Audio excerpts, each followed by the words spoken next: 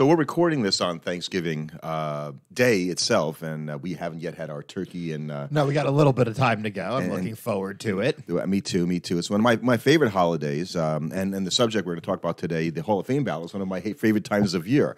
I mean, really, realistically, this is basically what this entire podcast was started over. So it's always fun to get to look at who's on the ballot this year and talk about who we would vote for and who we think will end up in the Hall of Fame after the votes are cast. So the ballot came out, and there are some newcomers on the ballot, and it's always fun to talk about those guys. But I thought maybe we'd start with the guys who are we're going to just briefly talk about the guys that are still on the ballot. We'll probably go into a deeper dive on those guys when voting comes around, so I don't want to dive too deep into each individual guy's chance of making it or not. But No. This is more just to discuss the general lay of the landscape as the votes get started, how we think it might start shaking out. But there are a couple of guys, I guess, on the existing ballot that are coming up for election again, and that we think have a pretty good chance of making it. Right. Obviously, a guy like Helton, who I think was 72.2% of the vote last time, has a very, very good chance at making it. He's rallying that support. He's really close. He's only been on the ballot for 6 years, so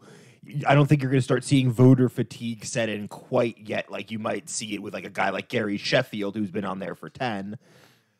Sheffield's got other problems, though. Yeah. I'm writing about him right now, just about the fact that, he has 509 career home runs, and when I was growing up, having 400 career home runs was a number that would simply, make you in the Hall of Fame virtually. Now, I never really thought of this before right now, basically. But do you think that's in part because when people were writing about baseballs when you were growing up in the 60s and in the 70s, there hadn't been that long a period of time for guys to collect years not playing in the dead ball era. Like, you only had 40 years of baseball history that wasn't the dead ball era, so there were only so many home run hitters. And as training and development got better, it kind of only makes sense that you only saw 400 home runs back then among the elite of the elite because that's who could do it. But as time has gone on, as players has got better, there's more guys are capable of that. So it's not quite as remarkable a statistic. I think that's right, spot on, right? So that since 1985, 28 of the top 50 all-time home run hitters are on the list. So that is right to your point. Like, I think that it's less about a change or steroids or anything as much as the guys have just gotten better and there are more bigger guys that are capable of hitting home runs compared to back in the 20s when you had guys that were professional ball players that also did other stuff. This wasn't something they'd been effectively training for since they were 13. Well, in the article that I don't even think you've read it yet. No, I haven't actually. But this is pretty much finished. I blame one player for the 400 home run problem not being in the Hall of Fame, and he was a former Met. I'm guessing Dave Kingman. Dave Kingman. I blame him for it all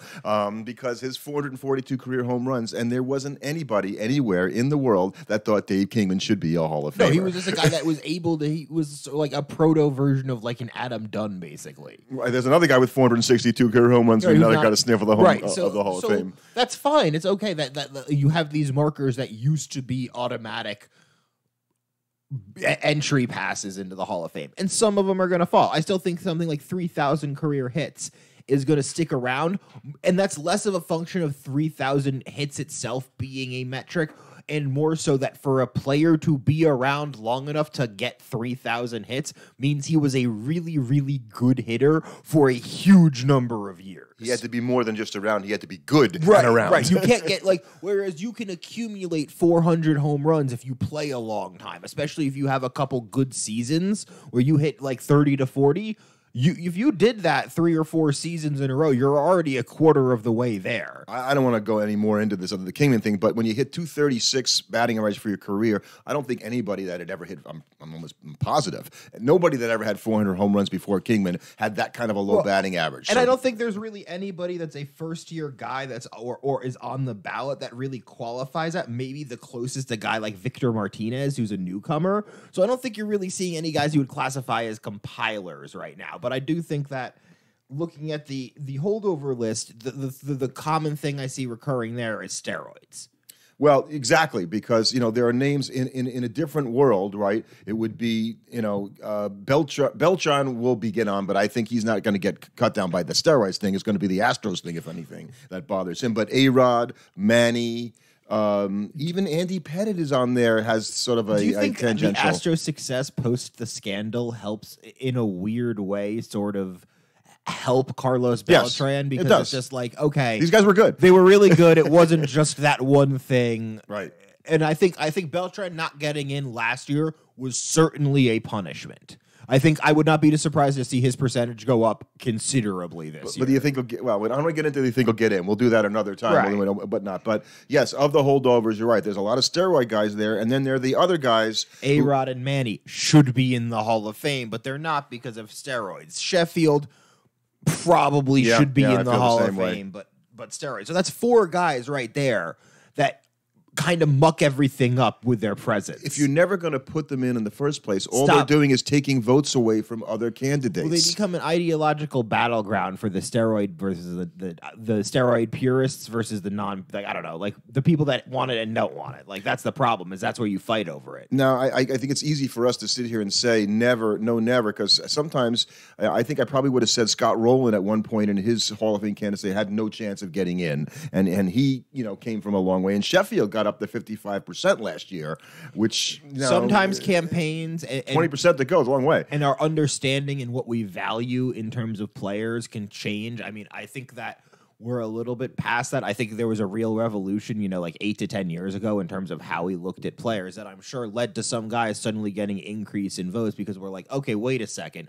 We weren't properly valuing these players. So besides Helton, which I agree with, I think this is his year. Finally, I think of all the candidates. There's one other guy that's kind of obvious. I think he's going to go in. So, but do you think? So, give me of these guys. I'll call out their names. These are the other guys on the ballot.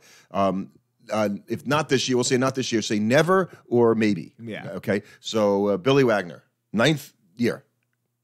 Never. Andrew Jones, Maybe. Gary Sheffield, last year. No. Not going to make it. They're not going to make it. Carlos Beltran. Maybe. I'll skip A-Rod and Manny for this, for the purposes of this, since everybody's Omar Vizquel in his 7th year. Never. Andy Pettitte. No, but I'm biased. Okay, that's a fair thing. Bobby Abreu in his 5th year. Maybe, but I don't think so. Like I kind of feel the same way. That I never thought about it. The more that you look at his stats long term, maybe. Right. Like you could. There's a world where with the right groundswell of support, with the right ballot, I think there's years where he could potentially get through. So here's a landmine for you. I'm going to put because it's going to affect how we talk about the new players. Jimmy Rollins. Maybe. Okay. I think better chance than Abreu. Okay. Well, I'll get to that in a second. Mark Burley. No. K-Rod. Definitely no. If Wagner can't get in, no way K-Rod gets in. Torrey Hunter. No. Yeah, I kind of, and yet, Torrey Hunter, we go back to his stats, it's like much better. Poster child for Hall of Very good. Yes, I agree that. Okay, so those are the holdovers. So that affects, right, because if there's only really one sure guy to get in and Helton of these guys, and we got a couple of maybes, you said. Right. And, even though you vote for 10 guys, realistically, you're probably only putting in at max 5. The problem is a lot of these guys don't vote for 10 guys. But Right. But you have to think about, even though you can vote up to 10, you're probably only seeing on average 2 to 4 get in on any given year. Like that's usually the range. And so at the most. So I think looking at the newcomers, I think there's one pretty obvious candidate that might even be a first ballot. I think there's a pretty good chance he is, and that's Adrian Beltre. Yeah, and an underrepresented position in the Hall of Fame. When you think about the fact that my only problem is that everybody talked about it for so long, like it's an inevitability. It feels like one of those things that's sort of been talked into reality, and I don't know if he's getting in. Just will he be a first ballot is the thing. And there's only 18 third basemen in the Hall of Fame.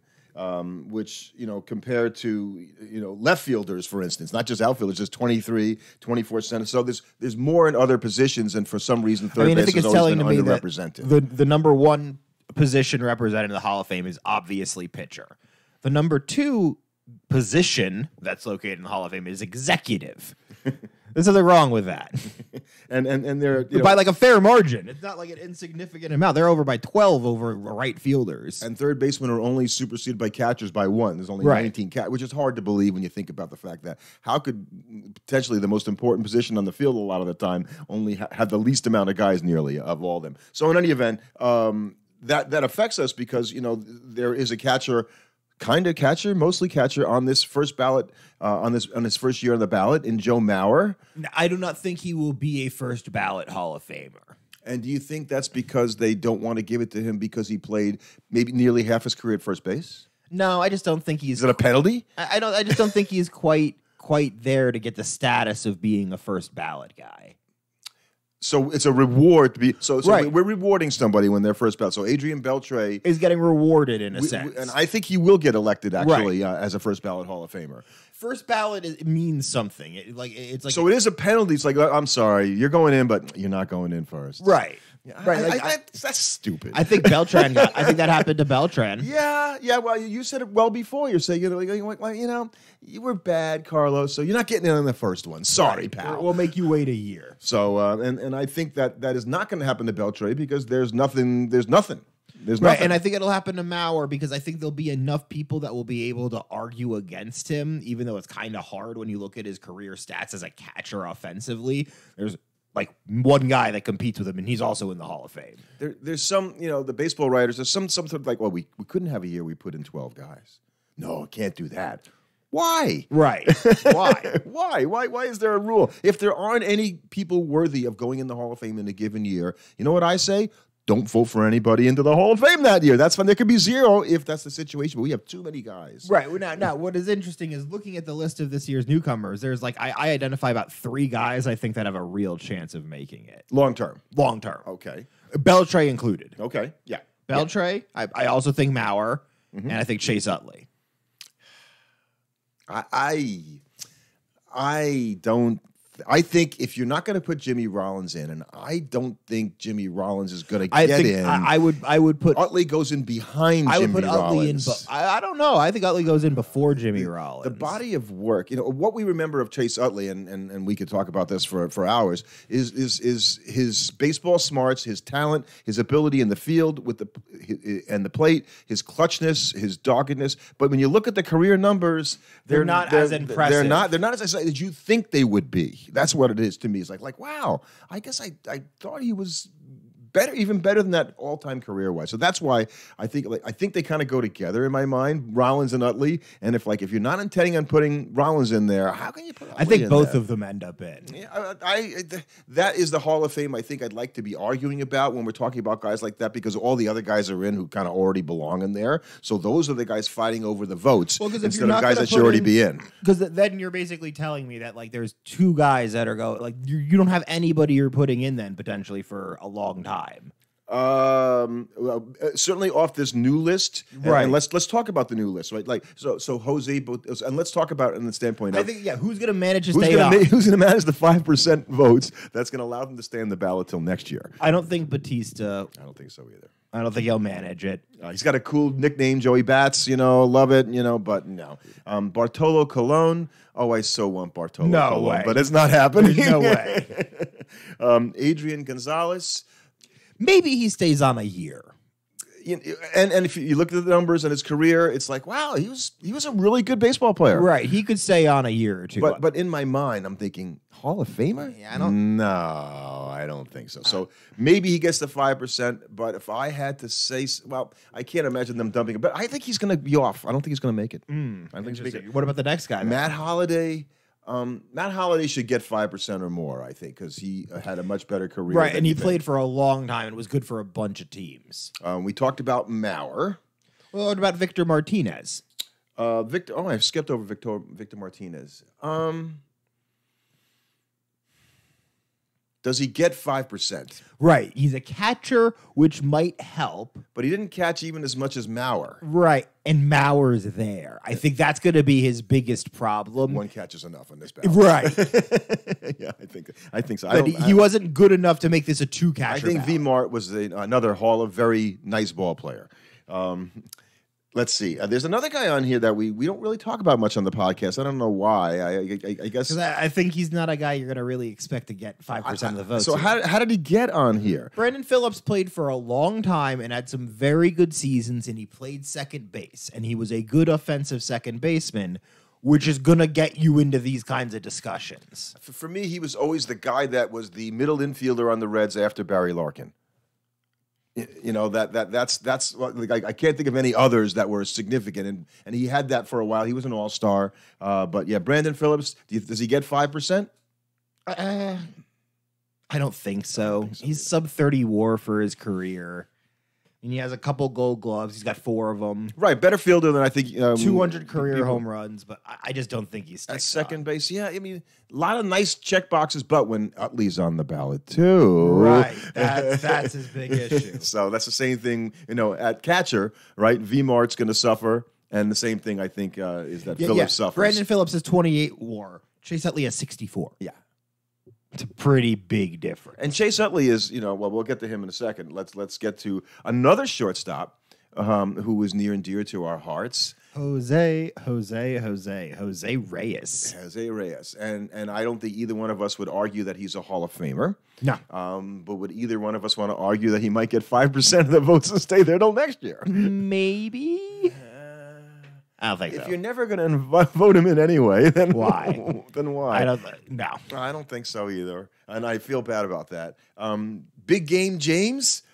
How does he get on here, by the way? He played the requisite amount of time. Okay. And then there's Chase Utley, he of the aforementioned 64 career WAR. In a world where there's a big haul, I think he's in. In this world, I don't know. Well, it's not like second base is a super and overrepresented position. There are 21 second basemen compared to 18 third basemen, so not many more. And it always goes back to the, I hate to say this, right, the Bill Mazeroski thing. Big play? Well, no, that you know, Chase Utley was a much better all-around ball player than Bill Mazeroski, who was the defensive wizard who hit a famous home run. Mm-hmm. Okay, so it seems like if you're going to put Bill Mazeroski in there, that allows for that conversation. The only reason I think Utley's got a better chance than Rollins is he's got more WAR, a higher career average, and more home runs than him. Jimmy does have an MVP, though. Yeah, I guess I feel like at shortstop, maybe I'm overvaluing the shortstop defensive contribution, and Rollins was a terrific defender. Oh, he was. And not that Utley was a slouch at second base. I think he was a, right, but above average Rollins defender. is 47. He's got 17 more WAR, Utley does. I'm not going to get into it. We can talk about this another time. But I just think that Utley I would put in before Rollins. Okay, and obviously Reyes is a no.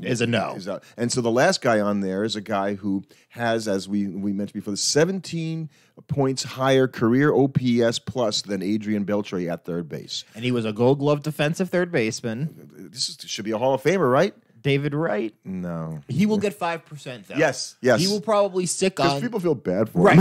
Right. He'll stick on there because people feel. David Wright is sort of like a nod to the fact that, like, you would have been a Hall of Famer. We know it. We know this. Had your career not ended early due to injury. And maybe there's a world where, like, they just overlook it and put him in anyway, but I don't think so. I don't think so either. And, I think he played a total of 14 seasons in the major leagues, but remember, quite a few of those seasons were less than 40 games, I believe. Mm-hmm. So, you have to factor that in. He has these numbers, but he doesn't actually have the at-bats. I think he has 1,777 career hits, doesn't have 300 home runs, so there's no sexy numbers. Right, he was just short of being a career 300 hitter. Yeah, if that would have even made a difference, I don't think it would necessarily, So I think he will stay on the ballot, but I don't think he is going to be. No, I don't think he'll last. One of the guys to make it. So you the problem is that with the new guys and the so who, when you think about it, is who's going to be affected by those new guys coming in, staying on the ballot. That's going to maybe force a guy who's been on the ballot and had enough to get 5%. Usually, guys, kind of go up a little bit, and then all of a sudden the support is gone and they disappear. Right. So it would be interesting to see of the holdovers who's going to sort of lose that support and might not get 5% this year. I think you're going to start seeing guys fall. You're going to have guys like I could see with the guys near the end, like Wagner, who's in his 9th or 10th year. Like if they're not going to put him in, he might just start not getting the votes at a certain point, or they might just let him fall off naturally. I think guys like Torrey Hunter, you know, are in you have trouble. all these new guys, and that's going to hurt you. There's only so much space on the ballot for you. Exactly. So I don't know. Guys like Pettit. Yeah, well, he's right. He's got. How does he create that kind of momentum to keep it going? The best thing for him is there's not like a lot of pitchers in this group coming in. No, and in fact, there's not a lot of pitchers on the ballot. Period. No, when you mention it. But that's all going to change. It's going to change, but not for a few years. Right, but there's a slam dunks coming down the road, which is probably why we're not seeing any right now. How far is CC Sabathia away from being on the ballot? Pretty soon. It might be next year. Yeah, within the next year or two, and he'll be a Hall of Famer. Yeah, would he be a first ballot Hall of Famer? Maybe just because of the lack of pitchers from this era. I think so too. So we'll talk more about that. You know, the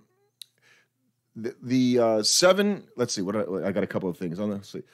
Of the 12 newcomers, like how many of them we think just will get to the Hall of Fame of these? I think I already said like 3 or 4, only like 2 or 3. Yeah, you feel like Utley's got a better chance. So I guess let's go on the high end and say that it could be as many as 4 if you include Mauer, Utley. That's 3. Beltre, that's 3. I don't think you're really right. That's what I was saying. It's 2 or 3 if you think Utley's going to get in. Wow. And let's see. Last year, 12 of the 28 players on the ballot did not reach the 5% threshold. So you had guys on there like Houston Street, John Lackey, and R.A. Dickey. We don't have quite the same kind of names on the ballot this year that you think are that sort of like, well, yeah. Right. There's a few of them, though, and obviously guys like, you're going to see a bunch of newcomers come off immediately. Right. And then probably you're going to see a whole bunch of the guys sitting in the 30, 40%, which are all of the individual writers' pet guys. And, I like him over him, and that's why they could never kind of get out of that quagmire.